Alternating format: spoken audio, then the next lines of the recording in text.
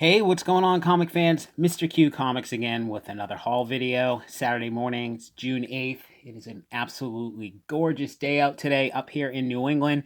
We are going to have an absolutely beautiful weekend, both Saturday and Sunday, so I am super psyched to get outside with the kids and the dog, and probably going to have to go pick up a couple of IPAs and enjoy the weather. So getting my kind of comic book stuff out of the way early morning here so we can enjoy the outdoors. So this is a small stack of books from two different shops, my local haunts, including the new store I've been showing off stuff from.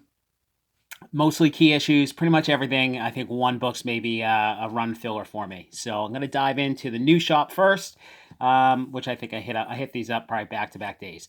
So a couple dollar bin books first here.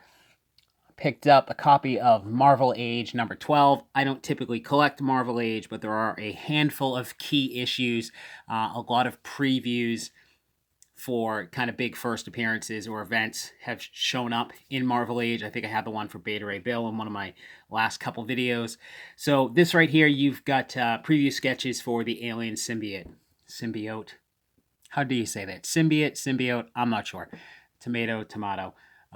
Anyways, I think this is probably VF range, of course, classic, awesome Mike Zeck cover. Yeah, that's it. I just grabbed it because it's got the symbiote preview, and all things Spider-Man I am going to be grabbing. So good dollar bin find. Also pulled this out of the dollar bin, and this one I am not 100% sure on. This is Swamp Thing 49. Key collector, CGC labels. They don't really list this as a key, but I've seen a lot of people list this as the first Justice League Dark, I think in Cameo.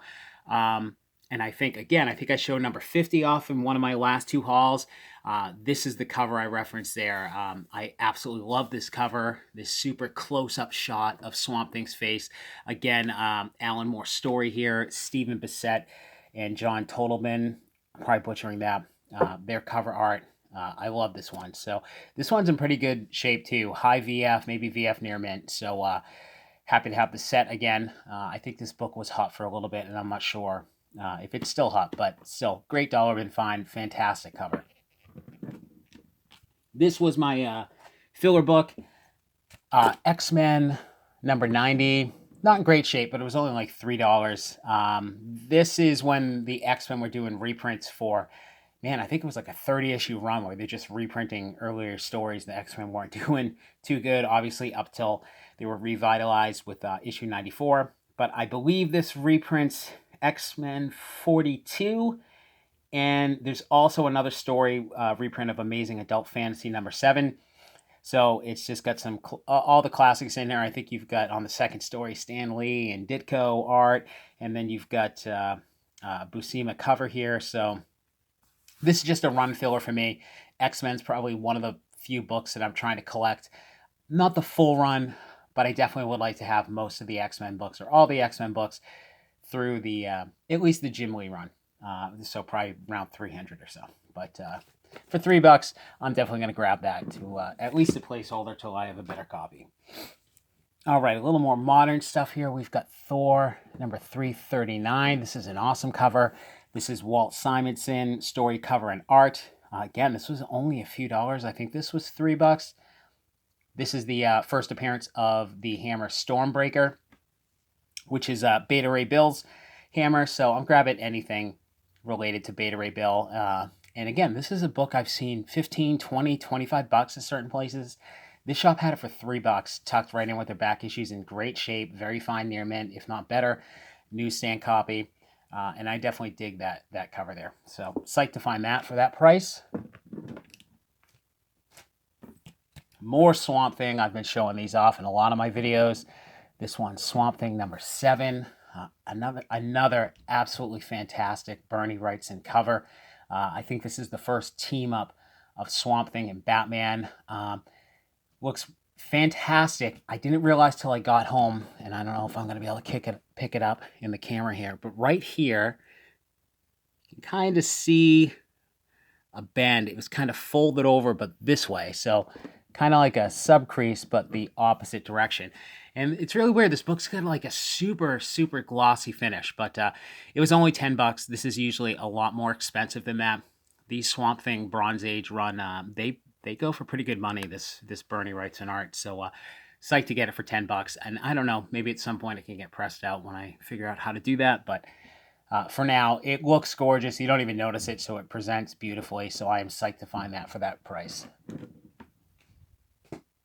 Show this off in I think my last video, but another copy, Conan number 23. So again, either the first cameo of Red Sonja, or maybe it is the first full appearance. I'm not 100% sure, but it's one of her first appearances. So the shop had two when I got the other ones, and I was kind of kicking myself for not grabbing both for $10. So I went back and got the second one because, again, it's just a fantastic price. Not in great shape. Ton of creases on the bottom right. But again, fantastic Bronze Age Conan stuff. So can't leave that there for that price. I think that's probably my third copy now of that. All right, another key issue. Thor 225. This is the first appearance of Fire Lord. This is John Buscema cover and art, which is a cool cover. So I guess Fire Lord is another one of Galactus's heralds. So who knows if he's going to show up in any of these movies down the road. Was never really a huge character. I always remember him from being in the Spiderman run around the 260s, 270s. But again, key issues, anything tied to Fantastic Four, Galactus, Silver Surfer, I am definitely stocking up on any of that stuff when I find it cheap. This was cheap. This is a mid-grade copy, and again, I think it was around $10. I've got multiple copies of this as well. So anything Fantastic Four, XMen, anything tied into that, any characters, even if they're minor, I am definitely grabbing them when the prices are good. And now is definitely the time to get them. Even these kind of obscure, lesser known characters, you never know when there's just going to be some sort of brief cameo or little Easter egg or something that drives one of these books through the roof. I mean, just look what happened with Thor. Is it 390 with Captain America picking up the hammer? Look what happened with that book. I mean, who knows? So for $10, definitely grabbing another copy. And it's in decent shape. All right, last three are from my other shop. All really nice key issues, not the best of shape, all lower grade stuff, but very affordable prices. First one, Fantastic Four King Size Special, which I guess is Fantastic Four Annual, number 6. Stanley Story, Jack Kirby art and cover. Pretty cool cover. This one's pretty beat up. So this is the first appearance of, man, I'm not 100% sure how to say it. I say it Annihilus. I don't know if that's right. I've heard other people say Annihilus, which sounds wrong. Annihilus sounds like that would be his name, but I hope that's right. I think it's right. So this is a lower grade copy, but again, I'm just grabbing anything Fantastic Four related, any keys. A lot of the stuff I'm picking up will definitely stay in my PC. I've been trying to get multiple copies of these things, so I have ones to flip and ones to hold on to, at least for the ones that I definitely really want in my collection.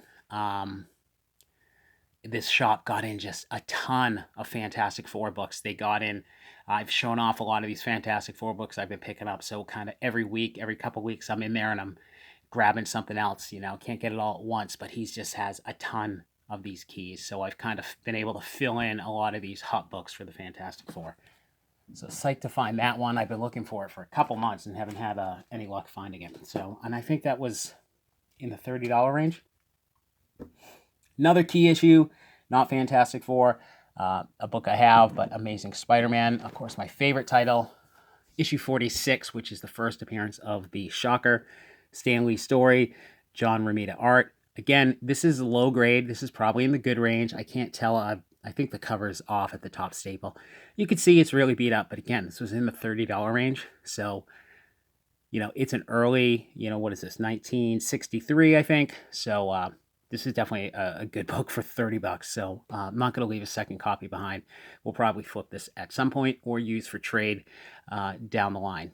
So cool book. And finally, again, this shop got in just so many key issues, and I went in one night and he was pulling out all the stuff out of the back, and he just had so many keys. It was like overwhelming trying to decide which ones to get. I've been wanting a copy of this based on speculation with the MCU. He had 2 copies. His higher grade one was, you know, pretty out there. So I went with the lower grade copy, which I'm usually happy doing. Not really a character I care too much about, but it's hot lately. Prince Namor, Submariner #1, which I believe is a continuation of his origin from, is it Submariner and Iron Man, which I could be wrong. I thought that was like a one shot, and then it leads into this. So this is really beat up. I'm pretty sure it's complete, covers attached, but it was less than $100. I think the other copy he had was probably closer to mid grade, and it was probably like $250 or something like that. And I just wasn't gonna drop that type of money on Submariner, who's really just to me never been a character I've been too interested in. I think it's funny how hot the Submariner books have gotten, because as I got back into collecting, I always noticed all those Submariner Silver Age books were always the cheapest of all the Marvel stuff that I saw, and it seemed like no one really cared about Submariner. But now you got speculation he's going to be in a movie, and now it's just crazy hot. So any of the keys for Submariner, that's probably another one I've been targeting. And there are some cool ones. There are definitely some cool Submariner books out there. I think there's a cool cover with him and the Thing. It's I think that's a Submariner book. So, anyways, psyched to have it. This will definitely be one I probably hold on to for spec purposes and unload at the right time. Hopefully at the right time. But hope you guys enjoy it. That's the haul for today. I'm gonna try and do another video tomorrow. Similar type of stuff. Small stack of Silver Age keys mostly. But if you are enjoying, please like, subscribe, hit notifications, and as always, happy hunting, guys.